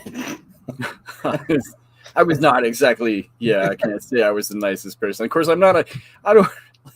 So if you can imagine a ship that the anchor's hanging over the side, and JB just took an axe and went, poof, there you go. Bye-bye, anchor. Yeah. I mean, I have repeatedly tried to not badmouth or say anything specifically bad about. We can't make any accusations about what they're doing or anything like that. We don't know. Yeah. I mean, to be honest with you, if you ask me, I can say that I was never told anything. So, as a part of the upper tier of that organization, I believe I was listed as a social media director. I believe at one time I was listed as the social media director on the website. So, as a director on the board of directors, at least you made it on the website. I don't didn't even get. I can say that I wasn't. I can honestly tell you I wasn't told shit. So there you go. I can say that for several months that barely anybody even really talked to you. Yeah. No, there was a point where there was no behind the scenes there because you weren't even in the theater at that point. Well, as far as you were to know, but yes. And like I said, the reason why I'm adamant about transparency is because I was in a position where I think I should have known everything. And I kind of felt like I didn't. I had questions. And I didn't feel comfortable asking the questions, which was the main reason why I was like, oh, look, if I'm a part of something and I don't feel comfortable asking nitty-gritty questions about it, I need to get out. There's something wrong. Not that they're doing anything wrong, but there's something wrong with me not feeling comfortable about that. It didn't. Right. I don't feel the brotherhood and the family going on here. So I don't. That's when I, sent a very nice email to several members of the organization saying I respectfully resign my position, and listed off a couple of things that. And this is what I did. JB didn't bother to send it. These guys are over here talking about NorCal's wall. You remember the wall? I remember the wall. I remember when I got put on the wall. I was so excited. I was jumping up and down that day. Me too. I think I actually annoyed NorCal because I was so super stoked about having my name on it. I kept thanking him like, dude, that's so freaking awesome. My name's on the wall. It's a government building. That was a government building. Oh, that makes it even more awesome. Your number one sign? Yeah. Look, man, it's not like I don't want to say that it's not like I generally hate people or I don't care. So it's just that I don't know. What can I say? I mean, I believe that I'm a bit of an asshole, honestly. I'll be but go ahead, Gretchen. I believe that there are plenty of people in the Operation 11 Charlie organization that are good people, that are doing good things. They're trying to do good things. They're trying to help. My questions go beyond. My questions go into transparency. Yeah, I said it early in the show. Tell me how many people you've helped. I want to know, because I know at one point I was in charge of keeping track of it, and I lost track of it because within the organization we didn't communicate very well. So I'm curious to see if anybody has gone back to look back through the count and keep track of these things, because I think that's fairly important. Go towards transparency. You have sponsors, you have donations, you have all these things, and Transparency would dictate because Yeah, but want if you and I were to like make a servo deal, I could hand you $10,000 behind everyone's back, and nobody would know. You could do that. I would request that it would have Supreme RC Master engraved. Oh man, could you imagine? But yeah, and like I said, I'm not levying any accusations. I'm just asking a couple questions here, and I'm mostly asking for transparency because I want, first and foremost, I want to believe that all these great nonprofit charitable organizations are actually doing what they're saying they're doing and not pulling a BLM. Because look, honestly, it's not that difficult. It's not that difficult. There's so many ways that you can cheat and scam the system. I mean, this is why billionaires donate so much money to political campaigns. It's why they help Congress write laws. It's why, pharmaceutical and healthcare companies were involved in writing the Affordable Care Act, which was supposed to help us get cheaper health insurance. And it actually made it more expensive. There's a reason, because everybody's in it to make money. But when it comes to charities, you want to believe that those charities are doing the right thing. I want to believe that, the Vatican and the Catholic Church, really have all these billions and probably trillions of dollars that they're doing good things for people. Right. Want to, even though I know it's not necessarily the truth, but I want to believe. And that's why I say transparency should come from not me forcing you, but because you want to assure people like me that I'm doing this. I'm doing this out of the goodness of my heart, and I'm trying to take care of people who honestly need help. I bet you can't find a single person anywhere walking down the street that if you said, hey man, you want to donate $5 to help, a veteran, a combat veteran who suffers from PTSD, I can guarantee you won't find a single person that won't be like, here's my $5. Right. Here you go. As soon as we had to stop dead people from voting, you guys are hilarious. Like you said, oh my gosh.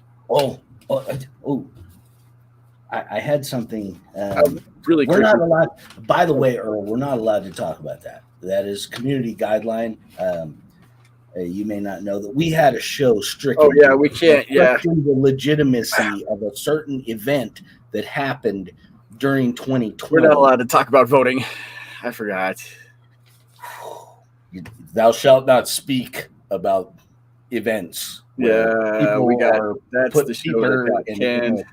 Things and yes. As much as I'd like to talk about that, E-word. Did you take photos at all? I did take photos at induction ceremonies. I was at some. God, I wish I could tell you guys what I saw at some of those things. Yeah, that's getting into the nitty-gritty. Yeah. I can't say anything other than that. Did I do it? Yes, it happened. Yeah, I did take photos and even a little bit of video. Free speech. Sorry, YouTube, I crossed the line. That is right, Earl. We like to refer to the YouTube as the Lords of Truth. That is who they are. They are the Lords of Truth, the keepers of truth, and stoppers of mis and disinformation. Because I investigated myself and found no wrongdoings. No, you talking about exactly, Russell. The Supreme RC Master has investigated Supreme RC Master and found out that Supreme RC Master has done nothing wrong. It's 100% legitimate. Oh, Jesus Christ. Here we go. Say it to my face. The fact that I can refer to myself as RC Master, Supreme Master. Well, come on. Oh my Lord. Wow. Okay. Now see, that's some freaky ass shit that just happened right there. My phone just gave me an advertisement for tax refund. Nice. Nice. Freaking Hey, AI. did your AI friend donate a bunch of money to you? Holy shit. I'm trying to do a live show here, damn it. You're not supposed to be listening all the time when you're listening all the time. Oh, my God. The IRS is going to be at my door. RC Supreme Master, we're here to do a small audit. small audit. It is tax season. Ugh, taxes. I don't Taxes. have There is a I statement. don't pay taxes because people go out and paint the side of postal buildings and piss me off.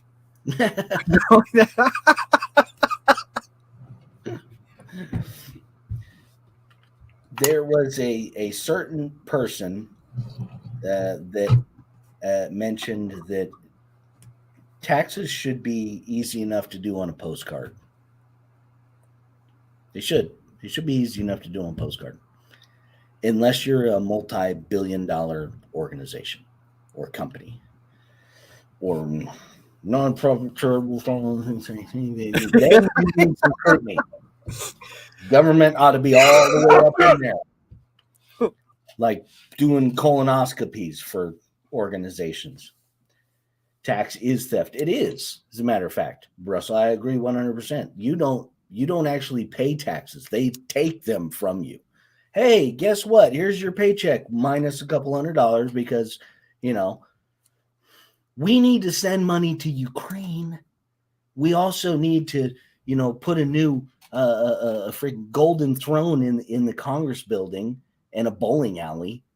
And the Kennedy Center, this really bitchin' opera house that all of us politicians like to go to, they're kind of hurting. They only make $50 million a year. So we got to give some money to them too while we're at it, because we're politicians. We run shit. And eventually we need to go have a nice night out at the opera house and hang out, where we get to go to events that cost normal people, $10,000 a ticket. Don't you put that on me. You guys Lacos for president. Now, see, Lacos, that makes you a perfect candidate for president. No. I don't. I mean, normally I would say I don't mean to offend anybody, but I'm here to offend people. So here's what I'm going to say about that. You cannot make anybody from Florida a president. Why not? It's Florida, for Christ's sake. Have you been there? Oh, my Lord. No. I mean, I would say the same. I would say the same thing about California or in New York, Oregon. Yeah, Florida rules. Yeah. No, I'm being IRS right now. I'm sorry. Something to do. Florida, enough said. See, yeah, I'm just messing. I'm just getting you guys riled up. I recently had somebody that talked about they had gone to Florida on vacation or something, and they had taken pictures and posted them on Facebook, and they called it Florabama. I personally like Florida. I think, other than the giant palmetto bugs, the crocodiles, the stifling heat and humidity that goes on for 5 or 6 months a year, triggered me.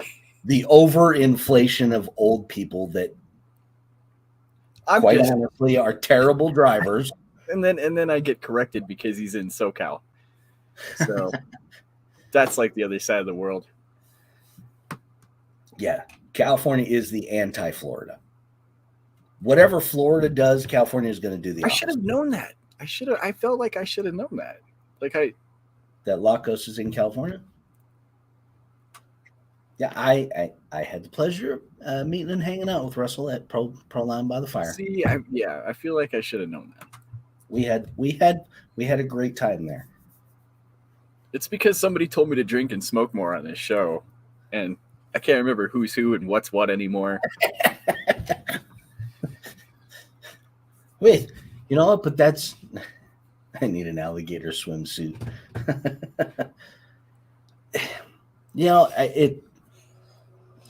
It's what makes this show fun. And I mean, if you look up in the upper left-hand corner right now, JB, look what time it is. Oh, it's that. Yeah, it is that time. We've been at this for hour 54 already. I mean, and I can't believe these people watched us do it. It flies by. It flies by. That's what happens when you have good conversation. It was the professor guy from freaking Harry Potter, that he had the cool little hourglass thing. He said the hourglass will move slower if the conversation is stimulating. That's what happens. Time flies when the conversation is stimulating. We're having fun. We don't even realize the 2 hours has passed like that. Well, it helps. It helps when the host knows who the guest is and can say their name properly. Yes. And seeing as how I'm the guest and I am the Supreme RC Master, I remember my own special guest name. Next week, I'm going to sponsor our show.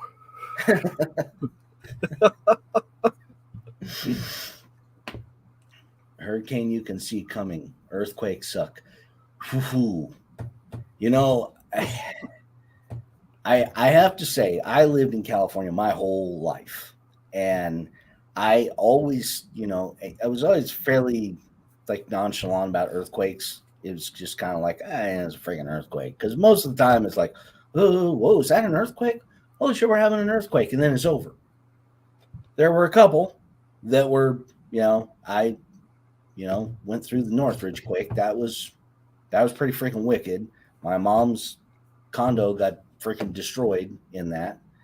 And that was crazy. Mom. That was that was a crazy thing. But a couple weeks ago, I wonder if there's a joke there. Go ahead. A couple weeks ago, we had a tornado warning here. Now we really don't get tornadoes here. There's been a couple here or there, but we had a tornado warning here. And all I kept seeing and imagining was the movie Twister, where they were in that little spot in town, and it was at night, and they couldn't see anything coming, and they couldn't hear it because it's at night. We got a tornado warning, and the wind was blowing like crazy, and it was like, holy shit, you're not gonna know. I wouldn't know. All I know is that it sounds like a train. Well, okay, but if the wind's blowing 70 miles an hour outside, how the hell am I going to hear a train? And it's like, man, that is kind of freaking scary. And then obviously the tornadoes that hit, Mississippi and whatnot, tornadoes are freaking scary. Hurricanes are pretty freaking scary, but you can see them coming. You know in advance that a hurricane's going to hit you. And if you've been through them before, you can kind of be like, oh, okay, yeah, I'm pretty safe here. It's not, even if it hits us dead on, it's not going to be that. A freaking tornado, though, tornado is just random. Not necessarily. Hey, there you go. Typically, bad weather precedes it. Yes, typically. And they are much better now at being able to sort of spot what it's going to look like, what it looks like. Well, even if you're growing up on the farm, because you're being out in the middle of South Dakota, I can tell you that. Yeah, I mean, normally the town has an alarm, but even before that, even when you were living on the farm, it was just something you kind of knew. You'd been through at least one in your life, and Dad knew, Mom knew, something like that. The minute that they heard those winds, you grab the kids, you head downstairs, and that might happen in the middle of the night. Yeah. I did see a tornado when I was younger. My dad and I were driving across. We had just come down the eastern face down into the plains there, and there was big storms happening, and we got to see a tornado several miles away, but we did get to see it. Right. And Earl, yes, I saw the video of the freaking tornado. Like in Los Angeles, there was a tornado. Tent cities when a twister came through. Oh my God. Could you imagine the mess afterwards too? Oh geez. And the smell. All right. Well, that's not a lovely way to end the show. We need to end it on something positive. Yeah. Nothing like a tornado whipping through the tent city and throwing human feces all over the place. Tornado. We now have a new movie. Shitstorm. Better than Sharknado. Shitnado. Where it's just tornadoes hitting the Tenderloin district of San Francisco and downtown LA, just flinging poop all over the place. Right along the beach, right out into the sea. Okay. Definitely enjoyed the talks here. Thanks, Nitro Freak. I do appreciate that comment. And yeah, I mean, that's the thing. I'm still kind of stuck on Shitnado right now. I mean, I've been thinking about Meth Leopard, but now I'm totally going to be distracted from Meth Leopard and Shitnado. These guys. Oh, I'm telling you. Daniel, you're not too far off there. I just wanted to say, because he said I like the talks here. If you guys want to talk about something, or if you want us to talk about something, you can always drop it in the comments during the show. Or you can drop it in the comments after the show. Yep. You can send Rich a fake email. I don't know. We've got a webpage you can sign up for where we can ignore you. Feel free not to say anything as far as I'm concerned. Absolutely a fun show tonight. Thank you, everybody. The chat, as always, is amazing. Daniel Tentnado Part 4. To always pick on trailer parks. Barbecue, that is right. And I'm going to make a note of that because that is something that we need to. That's some shit that needs to be said. That's miraculous. How many times trailer parks get hit by tornadoes? It's miraculous. You think God has something against trailer parks? I don't want to get into religion here necessarily, but it seems really weird. It seems really weird that if there's a tornado pretty much anywhere, that at some point that tornado always hits a trailer park. And there could be a logical explanation, but again, I am making a note of that because it is that time. Sadly, and yes, we do this at a regular time. Normally, we're about ending it this time. Yeah. But you know what? Let's come back and do this again next Wednesday. All of you guys come back here. We will talk more about Tentnado, Sharknado, Shitnado. There will be more conversation had about that because that's some good stuff right there. We definitely got to talk about trailer parks. But next Wednesday, 5:30 Eastern time, we'll be back here. Me and JB. We might have a special guest. You never know. Could happen. This week we had a special guest, and shit damn howdy, the freaking Supreme RC Master showed up and hung out on the show with us. He's freaking cool as heck. That's too good. But yes, thank you everybody for joining. Thank you everybody for keeping the chat lively. It really is very, very entertaining. Thank you for hanging out here, and we will see everybody next Wednesday night. Now comes that awkward point when I hit the end. Take care, everybody. Bye. Oh my God, it's gonna be like this.